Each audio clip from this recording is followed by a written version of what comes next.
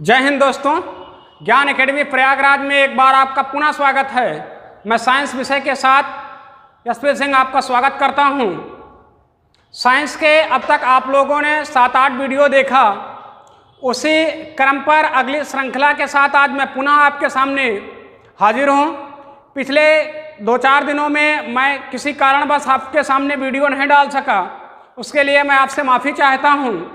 लेकिन अब भी आपको ये मौका इतना सुनहरा मिल गया है कि एग्जामिनर भी सोचा कि अगले टीचर की तबीयत कुछ ठीक नहीं है, तो उन्होंने 4-5 दिन का एग्ज़ाम का डेट ही बढ़ा दिया। तो आपके लिए बहुत अच्छा सुनहरा मौका है। इन 4-5 दिनों के लिए मैं बीच में जो गैपिंग भी किया, कोशिश करूँगा कि इन 4-5 दिनों के गैपिंग को मैं पूरा कर सकूँ। तो आते हैं आपके सामने। मैंने पिछले वीडियो पर भी कहा था कि आप लोग पूरा वीडियो देखा करिए। पिछले वीडियो पर मैंने आपके लिए एक क्वेश्चन डाला था कि नाइट्रोजन यूरिया में कितने प्रतिशत पाई जाती है। तब आप लोगों ने उसका आंसर दिया था कितने प्रतिशत, 46%, और कमेंट बॉक्स पर आप लोगों ने उसका आंसर भी दिया था। उसी क्रम पर अगली वीडियो मैं आपके सामने आज पुनः लेकर हाजिर हूँ। और मैंने आपसे पहले भी कहा था कि आपके सामने अभी मैं बायोलॉजी की चर्चा कर रहा हूँ, आने वाले टाइम पर मैं आपके सामने केमिस्ट्री और फिजिक्स की भी चर्चा करूंगा। पिछले वीडियो पर मैंने आपके सामने केमिस्ट्री के कुछ क्वेश्चनों की चर्चा करवाया था। आज पुनः आपके सामने मैं केमिस्ट्री से ही स्टार्टिंग कर रहा हूं, और केमिस्ट्री के बाद आज 2-4 क्वेश्चन हो सकता है बायोलॉजी के भी आपको देखने को मिले। 3-4 वीडियो के बाद मैं आपको फिजिक्स से भी चर्चा करवाऊँगा। तो आते हैं, आज आपके सामने मैं केमिस्ट्री के कुछ क्वेश्चनों के साथ हाजिर हूँ पुनः। आप लोग पूरा वीडियो देखें, और किसी क्वेश्चन पर यदि आपको डाउट हो रहा है तो उस डाउट को नीचे आप कमेंट बॉक्स पर आंसर जरूर दे दिया करिए। इसके बाद आप लोग पूरा वीडियो देखने के बाद लाइक, अगर आपको वीडियो अच्छी लगे तो लाइक प्लस शेयर, सब्सक्राइब तो आप लोग, हमें उम्मीद है कि अगर आप वीडियो देख रहे हैं तो जाहिर सी बात है सब्सक्राइब तो आप कर ही लिए होंगे। यदि नहीं किए तो अपने दोस्तों के पास और इसको भेजकर थोड़ा सा सब्सक्राइब अवश्य करवाएं। इससे हम लोग लाइक, शेयर और कमेंट के माध्यम से वीडियो बनाने का एक उत्साह जागृत होता है, और कोशिश करते हैं कि आपके सामने अच्छे क्वेश्चनों का कलेक्शन लेके आएँ। आपका थोड़ा सा लगे कि हाँ, साइंस सब्जेक्ट में भी हमें किसी प्रकार की कोई दिक्कत नहीं हो रही। हमने आपसे कहा था कि केमिस्ट्री की अभी हम एग्जाम टाइम तक में एक मैराथन क्लास लेकर आपके सामने मैं पुनः हाजिर होऊंगा। तो अभी हम लोगों का चैनल थोड़ा सा लाइव माध्यम से नहीं आ पा रहा है। कोशिश ये रहेगी कि अगर 2 दिन के अंदर हम लोगों का लाइव आना जारी हो जाएगा तो हम लोग इसे लाइव आपके सामने आने की कोशिश करूंगा, और लाइव में मैं महामैराथन के साथ आपके साथ हाजिर होऊंगा। और इस पर आपको देखेंगे कि किस टाइप से क्वेश्चन आपको देखने को मिलेंगे। पूरे थ्योरी प्लस ऑब्जेक्टिव क्वेश्चनों के साथ मैं हाजिर होऊंगा आपके सामने। आते हैं इन पर क्वेश्चनों की चर्चा। आपको पता है कि ये 20 अगस्त को एग्जाम होना था, और 20 अगस्त से बढ़कर ये 24 अगस्त को आपको एग्जाम की डेट लग गई है, अर्थात 4 दिनों के लिए एग्जाम टल गया है। आते हैं, देखते हैं कि किस टाइप के क्वेश्चन आपके सामने देखने को मिल सकते हैं। परमाणु की बाहरी कक्षा में इलेक्ट्रॉनों की अधिकतम संख्या हो सकती है। पहला ऑप्शन 8, दूसरा 32, तीसरा 18, चौथा 2। तो कहा है किसी परमाणु की बाहरी कक्षा में इलेक्ट्रॉनों की अधिकतम संख्या हो सकती है। तब आप जानते हैं कि कोई भी तत्व हो, तत्व के नाभिक के अंदर क्या पाए जाते हैं, तब आप बताते हैं प्रोटॉन प्लस न्यूट्रॉन, और नाभिक के बाहर की तरफ विभिन्न कक्षाओं में क्या करते हैं, इलेक्ट्रॉन चक्कर लगाते रहते हैं।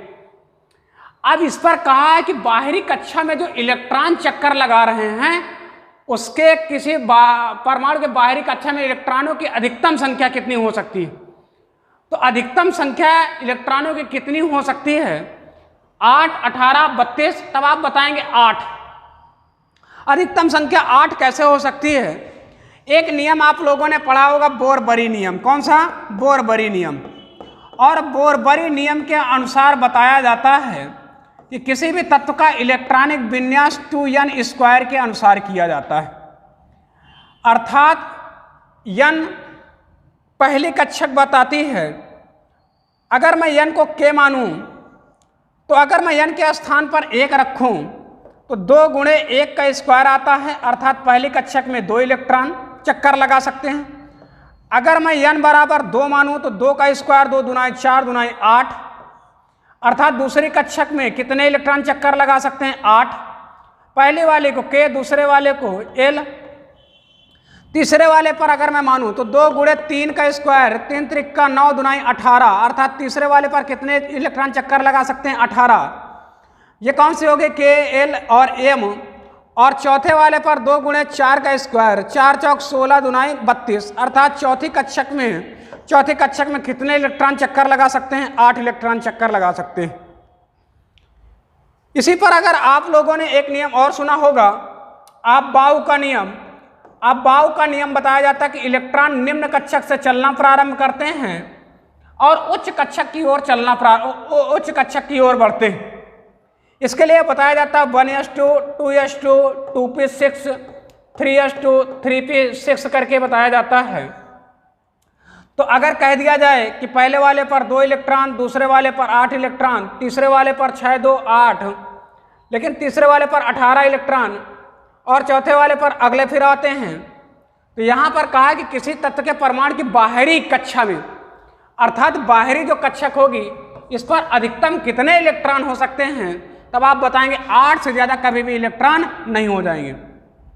जब इस पर यहाँ पर 8 इलेक्ट्रॉन हो जाएंगे, इससे ज़्यादा हम 8 इलेक्ट्रॉन से ज़्यादा नहीं भर सकते। अगले नंबर पर अगर मैं आपसे क्वेश्चन की चर्चा और करवाऊं तो दूसरा क्वेश्चन का है शुद्ध जल का पीएच मान कितना होता है? अच्छा, पीएच का मतलब क्या होता है? तब आप बताएंगे पोटेंशियल ऑफ हाइड्रोजन। क्या होता है? पोटेंशियल ऑफ हाइड्रोजन, अर्थात हाइड्रोजन की सांद्रता। और इसका पता लगाने वाले हाइड्रोजन की सांद्रता, सर्वप्रथम पीएच का पता लगाया किसने था? तब आप बताएंगे सोरेनसन नामक वैज्ञानिक ने क्या किया था? पीएच का पता लगाया था। इन्होंने बताया कि किसी भी यौगिक का अगर हमें पीएच मान निकालना है, तो पीएच मान अगर हम निकाल रहे हैं तो 7 वाला क्या होता है? तब आप बताएंगे उदासीन। क्या होता है? उदासीन। अगर 7 से ज़्यादा और 14 के बीच आता है तब ये कैसा होता है? तब आप बताएंगे क्षारीय। कैसा होता है? क्षारीय। और 7 से नीचे अगर 0 तक आता है तब आप कैसे बताते हैं? अम्लीय। अगर 7 से हम ऊपर की तरफ बढ़ना जारी करते हैं तो जितना ऊपर की तरफ बढ़ेंगे उतना ही क्या होता जाएगा? क्षारीयता का गुण बढ़ता चला जाएगा। सबसे ज़्यादा क्षारीयता किस में पाया जाता है? तब आप बताएंगे NaOH में। किस में पाया जाता है? NaOH में। उदासीन कहा है तो उदासीन किसका होता है? तब आप बताएंगे शुद्ध जल का। किसका होता है? शुद्ध जल का। अर्थात शुद्ध जल का पीएच मान कितना होता है? 7। देखो ऑप्शन कोई दिया पर है, तो शुद्ध जल का पीएच मान कितना हो जाएगा? 7। अगर हम 7 से नीचे आ रहे हैं तो ये क्या हो जाएगा? अम्लीयता का गुण बढ़ता जाएगा। अर्थात 0 वाले का क्या होगा? सबसे अम्लीय होगा। और ये किसका होता है? HCl का। HCl का पूरा नाम क्या होता है? आप बताएंगे हाइड्रोक्लोरिक अम्ल। क्या होता है? हाइड्रोक्लोरिक अम्ल। और क्षारीयता सबसे ज्यादा किसकी होगी? आप बताएंगे NaOH की। अगले क्वेश्चन की अगर मैं आपसे चर्चा करवाऊं तो कोल गैस किसे कहते हैं? आपके सामने आंसर है H2 + CH4 + CO, carbon monoxide. दूसरा H2 + CH4 + CO2। तीसरा H2N2 CH4 और CO2, H2N2 CH4 CH3 COOH। तो कोल गैस कुल मिला के पूछा है कि कोल गैस किसका मिश्रण होता है? तब आप बताएंगे कि कोल गैस किसका मिश्रण होता है? H2 gas + CH4 gas + carbon monoxide gas का मिश्रण क्या होता है? कोल गैस कहलाता है। इसके बाद मैं अगले क्वेश्चन की चर्चा करूंगा आपके सामने। तो कहा गया है कि तेजाब को हमेशा किसके बनाए हुए बर्तन में रखा जाता है? अर्थात तेजाब को हमेशा किस बर्तन में रखा जाता है? प्लास्टिक के बर्तन में, धातु के साथ किसी, मिट्टी में या कांच में? तो हमेशा जब भी किसी तेजाब को रखा जाता है तो तेजाब को रखा कहां पर जाता है? कांच के अंदर। कहां पर रखा जाता है? कांच के अंदर। अगले क्वेश्चन की अगर मैं आपसे चर्चा करवाऊं तो अगला क्वेश्चन कहा है एक अवोगाद्रो संख्या का मान होता है 6.022 × 10⁻⁻23, 6.022 × 10⁻23, 6.022 × 10⁻⁻19, 6.022 गुणे 10 की पावर प्लस का 19। एक अवोगाद्रो संख्या का मान कितना होता है, तब आप बताएंगे कि 6.022 गुणे 10 की पावर 23। बड़ा कंफ्यूजन का विषय रहता है, लोग इस पर कंफ्यूजन में आते हैं कि प्लस रहेगा या माइनस। तो सदैव अवोगाद्रो संख्या किस पर रहेगी, तब आप बताएंगे कि 6.022 गुणे 10 की पावर 23। इसके बाद मैं अगले क्वेश्चन की चर्चा करवाऊं तो निम्नलिखित में से कौन सा परमाणु का भाग नहीं है। अभी हमने आपसे बताया तो किसी भी तत्व के परमाणु में क्या क्या पाया जाता है, आप बताएंगे प्रोटॉन रहता है, न्यूट्रॉन रहता है, और इसी नाभिक के चारों तरफ विभिन्न कक्षाओं में कौन चक्कर लगाता रहता है, आप बताएंगे इलेक्ट्रॉन। क्या इलेक्ट्रॉन चक्कर लगाते रहते हैं। तो आपके सामने ये बात समझ में आई कि परमाणु के मुख्यतः 3 मूल नाभिक हैं, 3 अवयव हैं। कौन कौन से? प्रोटॉन, न्यूट्रॉन और इलेक्ट्रॉन। इसका मतलब कौन सा इसका भाग नहीं है, तब आप बताएंगे फोटॉन। अब ये फोटॉन कहाँ से आता है, आप बताएंगे सूर्य का जो प्रकाश आता है ये एक बंडल के रूप में चलता है। इस बंडल के रूप में जो चलता है इसे फोटॉन, इसे किस रूप में बोला जाता है, तो फोटॉन के रूप में चलता है। किस रूप में चलता है? फोटॉन के रूप में चलता है। इसके बाद मैं अगले क्वेश्चन की चर्चा करवाऊं तो कहा गया है गोताखोरों के सांस लेने में, गोताखोरों के सांस लेने में कौन सी गैस पाई जाती है? ऑक्सीजन प्लस नाइट्रोजन, दूसरा ऑक्सीजन प्लस हीलियम, तीसरा ऑक्सीजन प्लस आर्गन, चौथा ऑक्सीजन प्लस नियॉन। अच्छा, यहाँ एक शब्द आप लोग देख रहे होंगे कि ऑक्सीजन के साथ सभी गैसें और दूसरी जुड़ी हुई है। इसका मतलब हम लोग ले तो रहे हैं ऑक्सीजन, लेकिन गोताखोर जब किसी पानी के अंदर जाता है तो उसके साथ ऑक्सीजन के लेवल के साथ कुछ और मिलाया जाता है। तो कौन सी गैस मिलाई जाती है, तब आप बताएंगे कि ऑक्सीजन और हीलियम का मिश्रण होता है जिसे गोताखोर सांस लेने में उपयोग करता है। इसके बाद अगले क्वेश्चन की अगर मैं चर्चा करवाऊं तो अगला क्वेश्चन कहा गया निम्न में से कौन सम न्यूट्रॉनिक है। आपके सामने यहां पर सम न्यूट्रॉनिक शब्द आ रहा है, अर्थात न्यूट्रॉन के बारे में पूछ रहा है। आप जानते हैं 2-3 शब्द होते हैं। एक शब्द होता है समस्थानिक,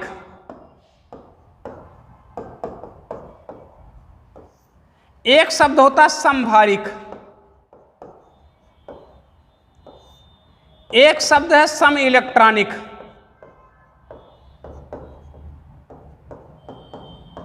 एक शब्द है सम न्यूट्रॉनिक। कौन सा? सम न्यूट्रॉनिक। ये 4 शब्द हैं। इन चारों शब्दों की अगर मैं एक साथ आपसे चर्चा करवाऊं, समस्थानिक क्या होते हैं? ऐसे तत्व जिनके स्थान तो बराबर हों, अर्थात जिनका परमाणु क्रमांक तो बराबर हो लेकिन उसका परमाणु भार अलग अलग हो, वो क्या कहलाते हैं? एक दूसरे के समस्थानिक कहलाते हैं। जैसे carbon C612, carbon C613, carbon C614, अर्थात ये कार्बन के तीनों परमाणु क्रमांक तो बराबर हैं लेकिन इनका भार क्या है? अलग अलग है। ये एक दूसरे के क्या हैं? समस्थानिक। सम न्यूट्रॉनिक का क्या मतलब है? ऐसे तत्व जिनका परमाणु क्रमांक तो अलग अलग हो, 7 नाइट्रोजन 6C14 और 7 नाइट्रोजन 14। आप यहाँ पर देख रहे हैं कि परमाणु क्रमांक कार्बन का 14 और नाइट्रोजन का क्या है? 14, अर्थात इसके अंदर भार बराबर है। अर्थात भार अगर किसी तत्व का बराबर हो जाए तो क्या होता है? एक दूसरे का समभारिक होता है। इसी तरीके से सम इलेक्ट्रॉनिक है।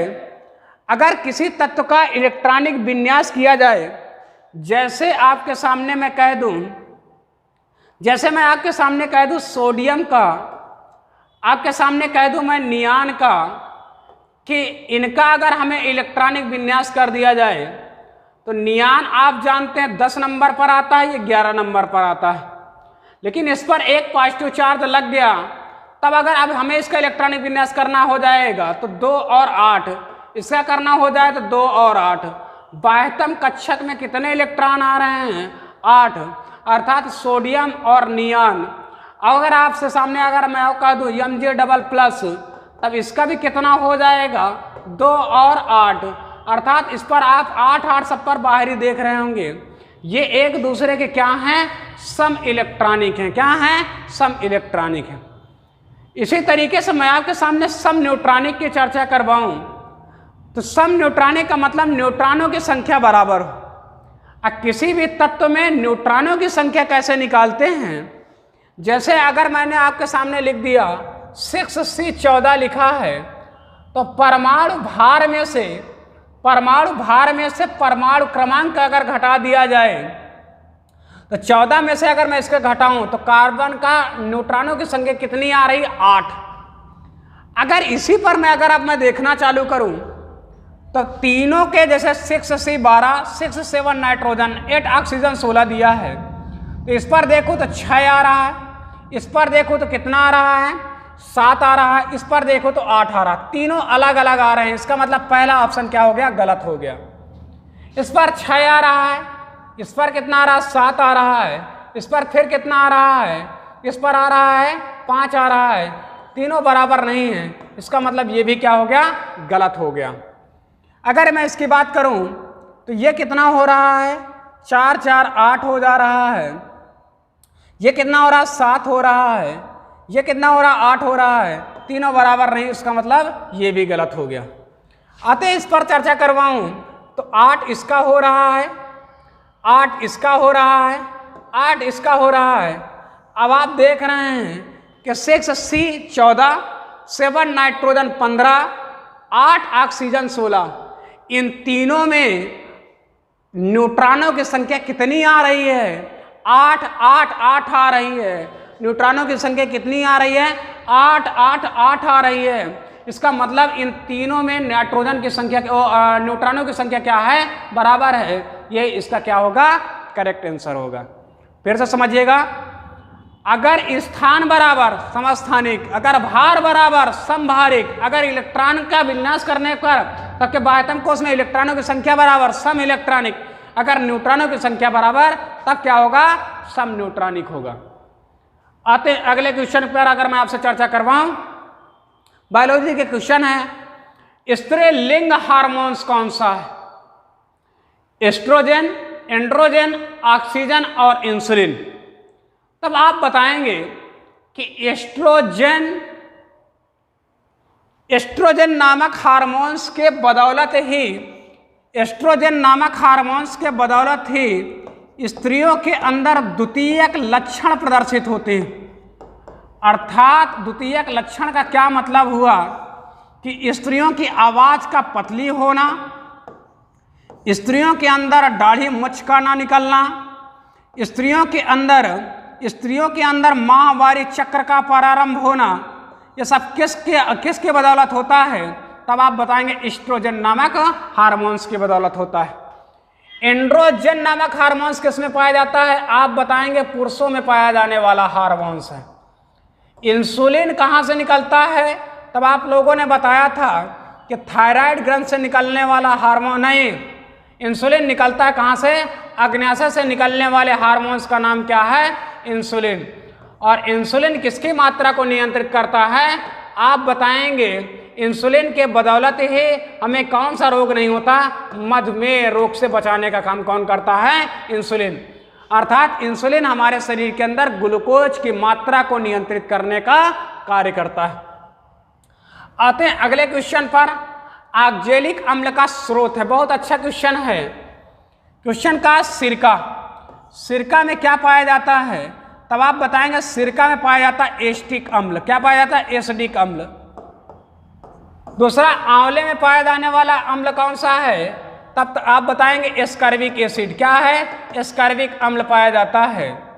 या अगले नंबर पर अगर मैं चर्चा करूं, इमली में क्या पाया जाता है? आप बताएंगे टार्टरिक अम्ल। क्या पाया जाता है? टार्टरिक अम्ल पाया जाता है। अगर मैं आपके सामने टमाटर की बात करूं तो टमाटर में पाया जाता है ऑक्जेलिक अम्ल। क्या पाया जाता है? ऑक्जेलिक अम्ल। क्वेश्चन यही पूछा है कि ऑक्जेलिक अम्ल का मुख्य स्रोत कौन है? आप बताएंगे टमाटर।